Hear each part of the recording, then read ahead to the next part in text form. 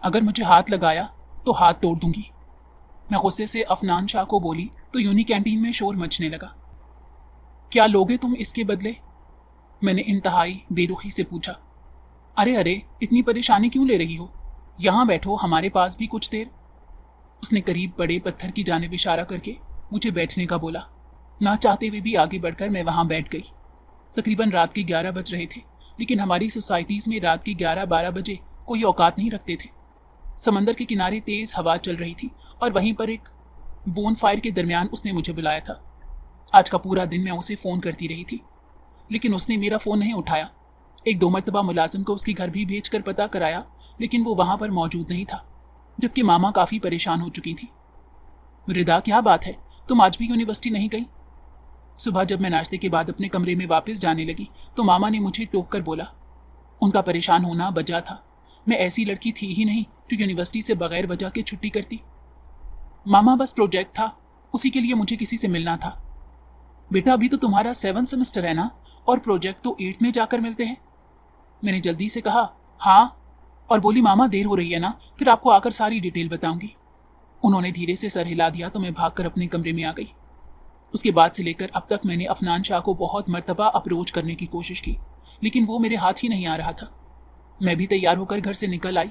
जाती भी तो कहाँ, गाड़ी लेकर बिला वजह सड़कों पर फिरने लगी। तकरीबन 4 बजे मुझे अफनान शाह का फ़ोन आया। क्या चाहते हो तुम? तुम्हें मालूम है कि मैं तुम्हें कई मरतबा फ़ोन कर चुकी हूँ, वॉइस नोट भी किए हैं, तुम्हारे घर अपने मुलाजिम को भी भेजा, मगर तुम मुझे जवाब ही नहीं दे रहे। मैंने दुरुस्ती से कहा, क्या मुझे ऐसी लड़की को जवाब देना चाहिए जो मेरी रिस्पेक्ट नहीं करती, जिसकी वजह से सब लोगों की निगाहों का निशाना मैं बना था? वो चबा चबा कर बोला, oh come on mister Afnan Shah, attention seeker तो आप पहले ही हैं। हाँ, ये अलग बात है कि अब वाली अटेंशन आपको ज़रा मुख्तलिफ अंदाज से मिली है। यू नो, लड़की रात को 10:30 बजे हमारा सी व्यू पर बोन फायर चाहूँ तो वहाँ आकर मुझसे बात कर सकती हो। ये कहकर उसने मजीद कोई बात कहे या सुने बगैर फ़ोन रख दिया, जबकि मैं खौल कर रह गई थी। गलती कर ली थी इस इंसान से पंगा लेकर, जो खुद को न जाने क्या समझता था। ऊपर से मामा बाबा की भी फिक्र थी। बेशक हम बहुत अमीर थे, एलीट क्लास से हमारा ताल्लुक था, लेकिन फिर भी मेरे वालिदैन हम बच्चों की जानिब से बिल्कुल भी लापरवाह नहीं थे। उन्होंने हमारी तरबियत करने में कोई कमी नहीं छोड़ी थी। ऐसा तो हमारी ज़िंदगी में कभी नहीं हुआ था कि मामा ने बिला वजह हमारा साथ दिया हो या हमें छुट्टी कराई हो। बेशक गलती किसी राह चलते इंसान से भी हो तो वो हमें ही माफ़ी मांगने के लिए मजबूर करती थी। यानी उनकी जायदाद से बढ़कर उन्होंने हम पर इन्वेस्ट किया था, हमारी तरबियत पर लगाया था, और हम बच्चे भी उनसे बेहद मोहब्बत करते थे। पढ़ाई मेरे लिए बेहद आम थी, लेकिन मैं अपने वालिदैन का दिल नहीं तोड़ना चाहती थी, जबकि अफनान शाह इस बात को यकीनी बना रहा था कि उसकी वजह से मैं अपनी पढ़ाई से हाथ धो बैठूं। बेटा, तुम्हें तो मैं बताऊंगी, तुमने गलत लड़की से पंगा ले लिया। एक मरतबा मुझे अपनी पढ़ाई मुकम्मल कर लेने दो। देखना, गिन गिन कर बदले ना लिए तो मेरा नाम भी रिदा नहीं। ये सोचकर मैंने दोबारा से अपना शो चला लिया। अब मुझे रात तक इंतज़ार करना था, जब मैं उस शख्स के साथ कोई डील फाइनल कर पाती। रात को मैं तैयार होकर बाहर निकलने लगी तो मामा ने मुस्कुराकर मेरी जानिब देखा और पूछा, आज कहाँ पर मीटअप है तुम्हारा? मामा, मीटअप नहीं, वैसे ही शॉपिंग करने जा रही हूँ, आप कुछ लेंगी? उन्होंने नफ़ी में सर हिलाया तो मैं शुक्र अदा करती घर से बाहर निकल आई। ड्राइवर ने मेरे साथ जाने की बात की तो मैंने उसके हाथ से चाबी ले ली, क्योंकि वो ड्राइवर मामा का जासूस था। तकरीबन आधे घंटे में ही मैं सी व्यू पर पहुंच चुकी थी।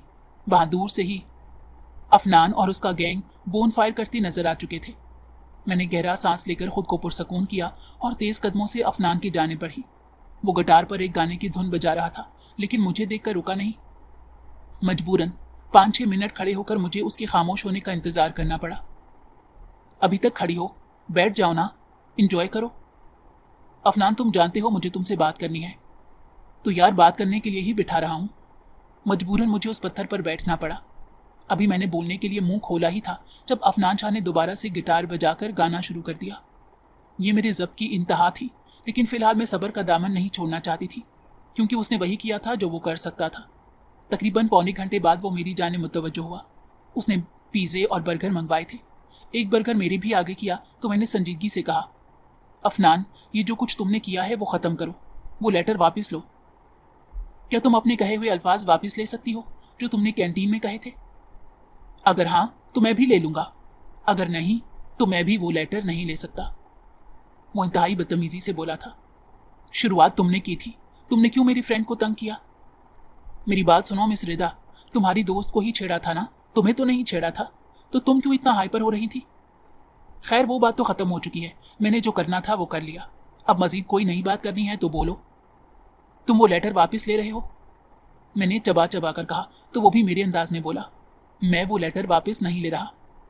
बेख्तियार उसकी बात सुनकर मुझे रोना आया, क्योंकि वहां पर तकरीबन 8-9 लड़के मौजूद थे, एक भी लड़की नहीं थी, और सभी मुझे देख रहे थे। वहां बैठना ही मेरे लिए बेहद बहादुरी का काम था।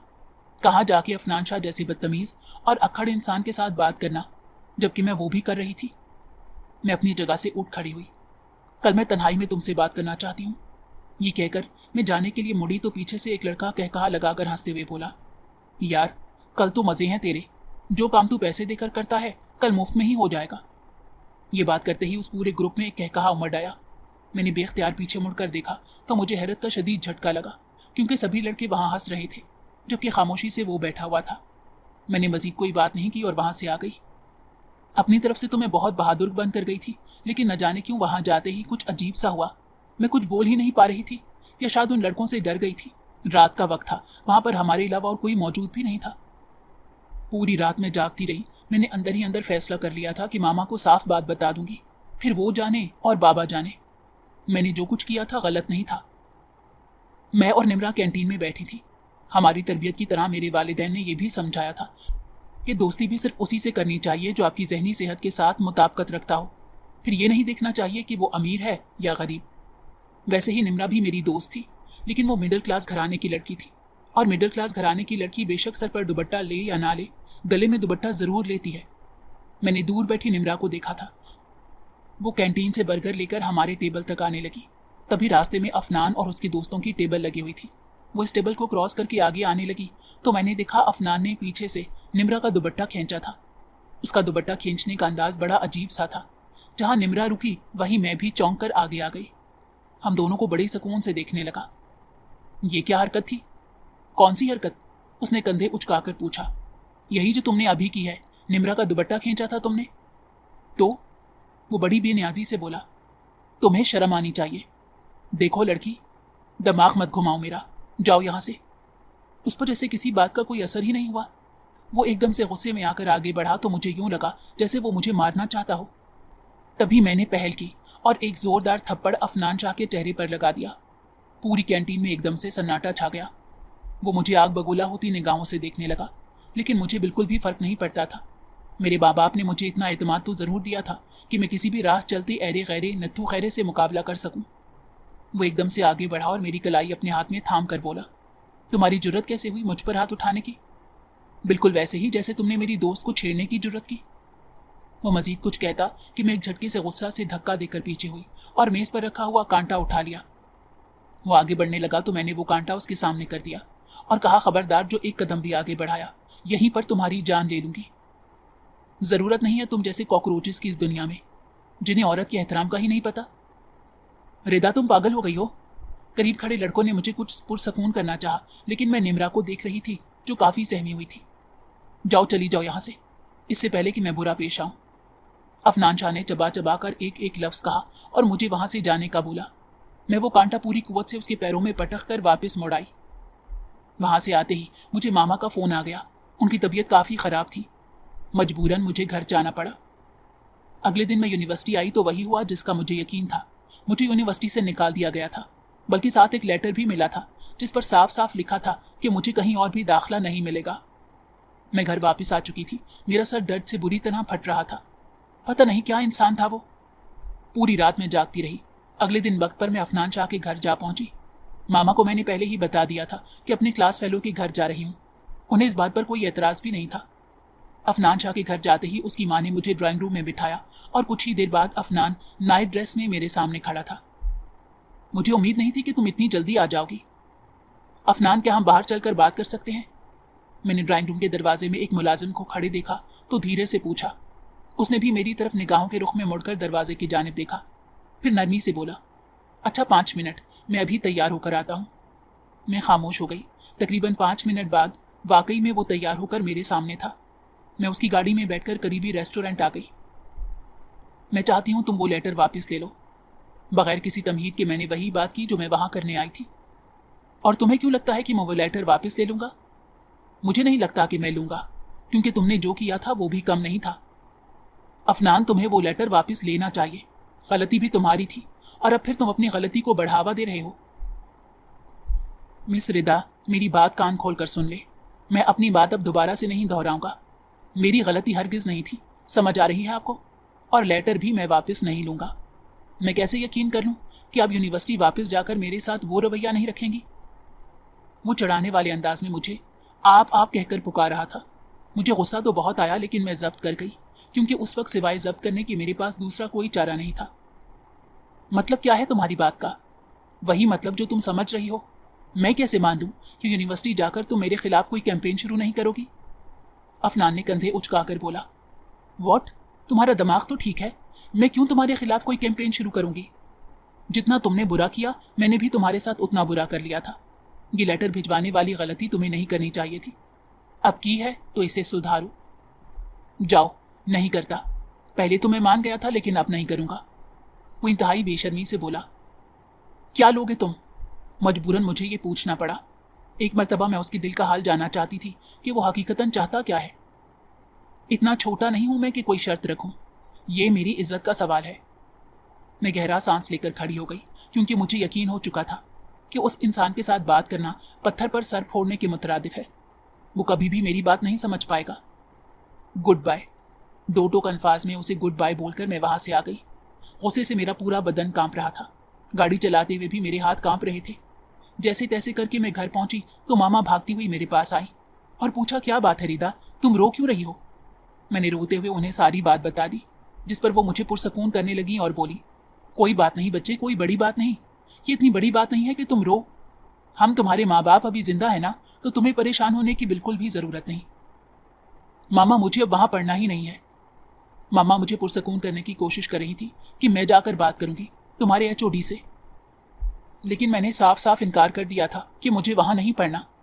उसी वक्त मामा ने पापा को भी फोन करके घर बुला लिया। अब दोनों मेरे इर्द गिर्द बैठे मुझे पुरसकून करने की कोशिश कर रहे थे, लेकिन मैंने उन्हें इनकार कर दिया कि मैं वहां किसी सूरत नहीं पढ़ूंगी। बाबा जबकि मान नहीं रहे थे और मामा मुझे समझाने की कोशिश कर रही थी।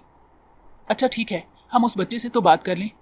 बिलाखिर बाबा ने हथियार डालते कहा तो मैंने उन्हें अपनी कसम दे दी और कहा, मैं नहीं चाहती उस बदतमीज इंसान के साथ आप लोग बात भी करें। किसी का भी लिहाज नहीं है उसे। सुन रहे हैं मेरी बात? उस वक्त मैं इंतहाई जज्बाती हो रही थी। बिलाखिर दोनों को मेरी बात माननी पड़ी। मैंने वहीं पर बैठे बैठे कनाडा में एक यूनिवर्सिटी के लिए अप्लाई कर दिया।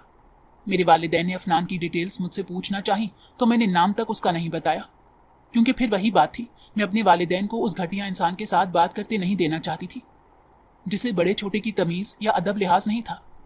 वो शख्स हुजूम वाली जगह पर बैठकर किसी लड़की को छेड़ने के बावजूद इतना पुरएतमाद हो सकता है, उससे किसी भी शय की तवक्को रखी जा सकती है, फिर चाहे वो बेइज्जती हो या गालम गलोच। मेरे वालिदैन मेरी बात समझ चुके थे और उन्होंने वादा किया था कि वो मुकम्मल तौर पर मुझे सपोर्ट भी करेंगे। उसके बाद मैं दोबारा यूनिवर्सिटी सिर्फ 1 या 2 घंटों के लिए गई थी, जब मुझे अपने कुछ डॉक्यूमेंट्स और माइग्रेशन के मुतालिक काम था। तकरीबन 2 हफ्तों के अंदर अंदर मैं कनाडा जा चुकी थी और उस वक्त वहाँ से निकलने की बड़ी वजह अफनान शाह था, जिसने खड़े खड़े गलती पर होने के बावजूद मेरी ज़िंदगी को अजीरन कर दिया था। मुझे कनाडा के यूनिवर्सिटी में जाते ही अभी तकरीबन 1 हफ्ता हुआ था जब मुझे हैरत का शदीद झटका लगा। मैं अपनी क्लास के लिए लेट हो चुकी थी, तभी भागती हुई कॉरिडोर से जा रही थी, जब अचानक मुझे यूं लगा कि कॉरिडोर के आखिर में मैंने अफनान शाह को खड़े देखा है। लेकिन अगले लम्हे वहां पर कोई और लड़का आ गया तो मैं पीछे खड़े शख्स को गौर से ना देख सकी। वैसे भी मुझे देर हो रही थी, तो भागती हुई मैं क्लासरूम में दाखिल हुई। अभी जो कुछ थोड़ी देर पहले मैंने देखा था वो सब अपने जहन की इस तरह और वहम जानकर पसे पुश डाल दिया। नहीं नहीं, अफनान शाह यहाँ कैसे आ सकता है? बिल्कुल भी नहीं। ये बात सोचकर मैंने खुद को मुतमईन कर लिया। प्रोफेसर अपना लेक्चर दे रहे थे, तभी अचानक से कमरे का दरवाज़ा नॉक हुआ। सबने चौंकर कमरे की जानिब देखा तो वहां पर कोई और नहीं बल्कि अफनान शाह खड़ा था। ये देखकर एक लम्हे के लिए तो मुझे यकीन ही नहीं आया। मैंने अपनी आंखें मलकर दोबारा दरवाजे की जानिब देखा तो अब अफनान शाह क्लास के अंदर दाखिल होता पिछले बेंच पर जाकर बैठ गया। अभी तक उसने मुझे नहीं देखा था, लेकिन मेरी पूरी निगाहें उसी पर मरकूज थी। प्रोफेसर ने नरमी से मुझे मुखातिब किया और बोले, मिस रिदा, क्या आप अपनी अटेंशन लेक्चर की जानिब वापस ला सकती हैं? पूरी क्लास के सामने यूं डांट पड़ने पर मुझे बेहद शर्मिंदगी हुई। मैं फ़ौरन से वाइट बोर्ड की जानिब मुतवज्जो हो गई। लेकिन मेरा दिमाग अभी तक अफनान पर ही उलझा हुआ था। वो यहाँ पर कैसे आ सकता है और मेरी ही क्लास में? नहीं नहीं, ये मेरा ख्वाब है। वो ज़रूर कोई और होगा, मुझे धोखा हो रहा होगा। वो लेक्चर मेरी ज़िंदगी का सबसे मुश्किल लेक्चर था। मैं चाहकर भी एक लफ्ज़ अपने दिमाग में नहीं रख पाई। प्रोफेसर जो कुछ बोलते जा रहे थे मेरे दिमाग के ऊपर से गुजरता जा रहा था। लेक्चर ख़त्म होते ही मैंने अफनान शाह के पास जाने का सोचा, लेकिन मेरा ये सोचने से भी पहले वो क्लासरूम से बाहर निकल चुका था। अपना बैग समेटते मैं उसकी जानिब भाग कर लपकी, लेकिन एकदम से वो रश में गायब हो गया। ओह गॉड, क्या ये सब सच है? क्या वो वाकई यहाँ पर मौजूद है, जिसकी वजह से मैं अपना मुल्क, अपनी यूनिवर्सिटी, अपनी तालीम छोड़कर यहाँ पर आई हूँ? और अगर ये सच है तो इस लड़के की जुर्रत कैसे हुई कि वो इतने एतमाद से मेरी ही यूनिवर्सिटी में, मेरी ही क्लास में मौजूद है? यानी उस पर रत्ती बराबर फ़र्क नहीं पड़ा और वो पूरी ढिठाई के साथ मुझे चढ़ाने के लिए यहाँ भी आन धमका। मैं वहीं गैलरी में खड़ी अपनी सोचों में मगन थी, तभी अचानक से कोई मेरे कंधे से टकराया और आगे चल दिया। मैंने चौंक कर देखा तो वो कोई और नहीं बल्कि अफनान शाह ही था। उसने अभी तक मुझे नहीं देखा था। उसे दोबारा से वहाँ पर देखकर मैं तेज़ी से उसके सामने गई और हाथ देकर उसे रोक दिया। जी, उसने इतनी बेरुखी से जी कहा कि मुझे शदीद गुस्सा आया। अफनान शाह ही हो ना तुम? Excuse me. मेरी बात का जवाब दिए बगैर वो मुझसे कतराकर मेरी दाएं जानिब से निकल गया। रुको, मेरी बात तो सुनो। मैंने उसे बुलाने और पुकारने की बहुत कोशिश की, लेकिन वो एक लम्हा भी ना रुका और ना ही उसने पलट कर मुझे देखा। बल्कि जब मैंने उसे गैलरी में रोका था तब भी उसकी आंखों में कोई शनासाई की रमक मुझे दिखाई नहीं दी। यूं लग रहा था वो मुझे देखी पहली मर्तबा रहा है। या खुदा, क्या ये कहीं अफनान का कोई जुड़वां तो नहीं? क्या मतलब? उधर भी मेरे मुकद्दरों में अफनान शाह लिखा था और यहाँ भी अफनान शाह। नहीं नहीं, ये ज़रूर उसका कोई हमशक्ल होगा। वो तो अपनी पढ़ाई में भी इतना संजीदा नहीं है। फिर मेरे पीछे क्या होना? क्या मेरे पीछे यहाँ तक चलाए? मैं बार बार अपने दिमाग में आने वाली तमाम बातों की नफ़ी कर रही थी। मुझे अभी तक यकीन नहीं आया था कि जिसे मैंने देखा है वो वाकई में अफनान शाह है भी या नहीं। मुसलसल मैं एक ही बात सोच रही थी कि ज़रूर ये अफनान शाह का कोई हमशक्ल होगा। मैं अपने हॉस्टल में वापस आ गई, लेकिन अभी तक मेरे दिमाग में यही कुछ चल रहा था। मैंने घर फ़ोन करके मामा बाबा से बात की, सब कुछ नॉर्मल था। उसके बाद मैंने निम्रा को फ़ोन किया, लेकिन उसका फ़ोन मुसलसल बंद जा रहा था। जब से मैं कनाडा आई थी, बल्कि जब से मेरी और अफनान की निम्रा की वजह से लड़ाई हुई थी, तब से लेकर अब तक मेरी बात नहीं हुई थी। मैं अभी अपने इन्हीं मामलात में इतनी उलझी हुई थी कि मैंने ध्यान नहीं दिया। अब भी उसका फ़ोन बंद जा रहा था तो मुझे परेशानी होने लगी। मैंने मामा को फ़ौरन फ़ोन करके निम्रा के मुतालिक खबर लेने का बोला। रात के तकरीबन 12 बज रहे थे जब मुझे नींद नहीं आ रही थी और मेरा दम बुरी तरह घुट रहा था। मैं बाहर निकल आई तो बालकनी में खड़ी होकर मैंने एक अजीबो गरीब मंजर देखा। नीचे एक लड़की को कुछ लड़के छेड़ रहे थे। ये देखकर मुझे बहुत गुस्सा आया, क्योंकि ये एक यूनिवर्सल प्रॉब्लम बन चुका था लड़कों का कि वो अकेली लड़की को जलते हुए देखना कभी बर्दाश्त नहीं कर पाते थे। मैंने उसी वक्त अपनी जेब में चाकू रखा और बगैर डरे नीचे आ गई। मेरा रुख सीधा उस लड़की की जानिब था, लेकिन अभी मैं उस लड़की से तकरीबन